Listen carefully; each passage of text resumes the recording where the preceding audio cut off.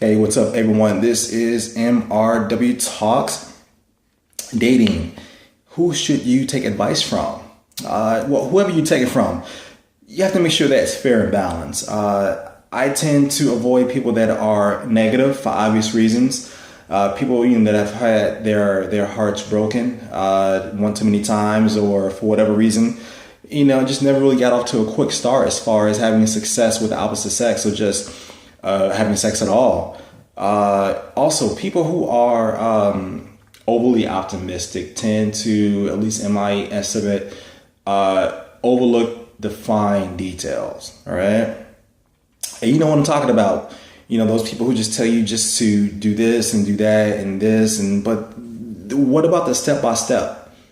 Like each little step in between all these major steps. Like what happens then? All right. Some of us are very detail oriented and we need the details. All right. All right. So this is pretty much going to be detail oriented as far as who you should avoid and who you should not avoid as far as getting advice from when it comes to dating. You want to avoid negative people for obvious reasons, right? It's already difficult these days to date, all right? Which is why, sites such as online dating exists. So it's already difficult. It's already an uphill battle to date. I know that when you talk with people that are like much older, like in the 70s and the 80s, from my experience, would always say that, back in their day, it was a much, much, much easier. Times were simpler. But unfortunately, the way the dating scene has been impacted, the last thing we need is just more negativity bogging us down. People who, and also too, some women, certain types of women, you have to avoid, right? And I know that you may think that it's a bit of a double standard because I don't feel the same way about men, but with women tend to talk amongst them, like their advice when it comes to dating usually comes from other women. So when you are getting advice from most women, just know that that advice is coming from women only, right?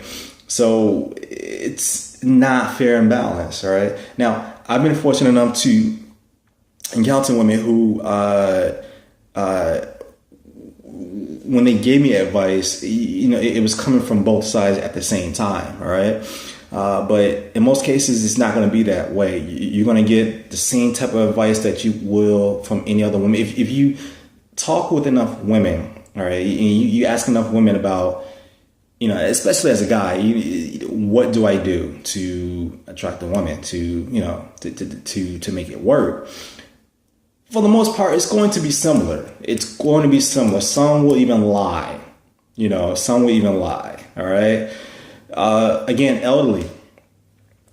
Getting advice from the elderly, from a person that's like in their 60s, 70s, 80s. I know that's 2016. Who knows? Maybe 80s like the new 60, or 60s like the new 40. But getting advice from someone in that age bracket, keep in mind they are from a different time, a different era, a different world in a sense, right? So, it was a much simpler time, at least simpler than what it is today. So keep in mind, consider the source, all right? Consider the source. It's not that it's not unbalanced. It's some of the do's and don'ts are a bit outdated, but keep in mind there are principles in play there. So listen, and you have to figure out what you can use right now. I mean, obviously, if someone gives you advice that, hey, smiling is always a good thing to do. I mean, that's not outdated. All right. Use that. Married people. Oh, all right. So someone that was married straight out of high school, so people that have been married for an extended period of time, 15, 20 years, something like that. Or someone that was married like straight out of high school, they married their high school sweetheart. 20 years later, they're still married. I mean, keep in mind their advice when it comes to dealing with people or dating comes from their total experience being married to that one person. All right. So everyone out there isn't like their mate. All right. Now, you may be asking, well, who do I get advice from? I mean, that's a lot of groups that I'm naming off that you should avoid. You should get advice from what most people would deem as players. I don't. I regard them as the experience.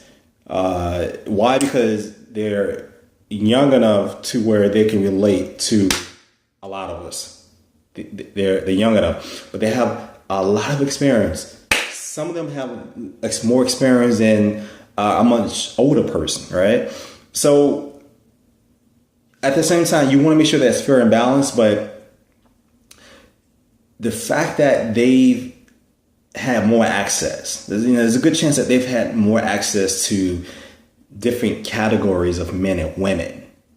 It's what makes their advice much more valuable. All right, it's much more valuable if you can get it from them. And I think that when you've dealt with many more categories of people, it makes you wiser, right? Your ability to judge another person, it's quicker. You don't have to think as much, right? And if you're not interested in maybe dating around like that, right? The information that you can get from a person like that, whether it's him or her, it's still invaluable, and you should seek them out as much as you can and listen to them, right? Again, make sure it's fair and balanced, and also make sure that they're not too negative, not too positive. You've got some people in that category, who you might regard as players that are a bit too positive because maybe they've had it a bit too easy in life, right? Man or woman. So kind of make sure that there's somewhere in the middle as much as possible. Anyway, that's all I have for today. Questions, comments, post them below.